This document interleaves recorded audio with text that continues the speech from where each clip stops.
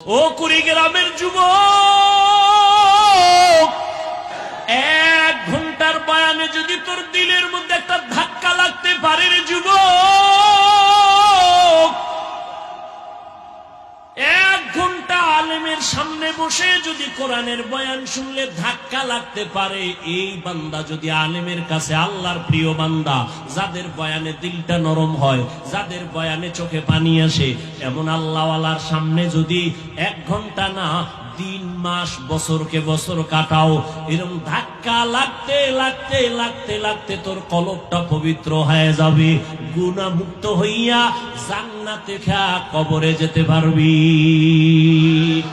সোহবতে সা লে তোরা সা লে কুনা, সোহবতে তো লে তোরা তো লে কুনা তেগ জামানা, সোহবতে বা আউলিয়া বেহতেরা সদ সালাতাত বেরিয়া।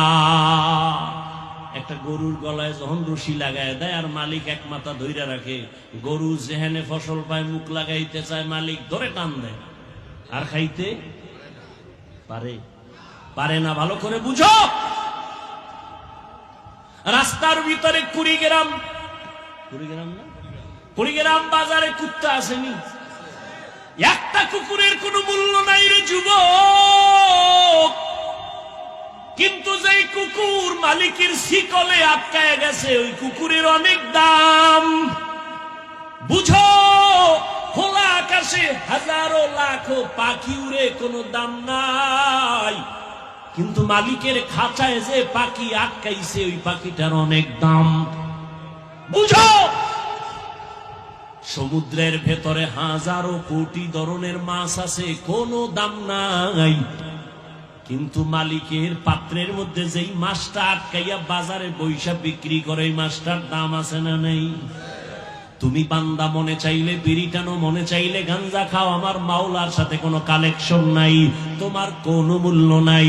কিন্তু যদি তুমি কালেমার রশিটা গলায় লাগাইয়া একজন খাঁটি আল্লাহওয়ালা তার হাতের মধ্যে যদি তুমি দিয়া চলতে পারো, কোনো ভয় নাই, উল্টা পাল্টা পথে চলতে গেলে পেছন থেকে টান দিবে, এই হাফিজ অমুক দিন বয়ান এই কথা বলছনি, জি হুজুর বলছি, এ কথাটা কোরআন হাদিস অনুযায়ী ঠিক হয় নাই, হুজুর ভুল হয়ে গেছে, দেখছেন নি জাগাত কোন জিগাইলাম না, আপনি কেমনে আমার ভুল ধরলেন, এটা কেমনে সম্ভব? প্রশ্ন নাই, হুজুর ভুল হয়ে গেছে।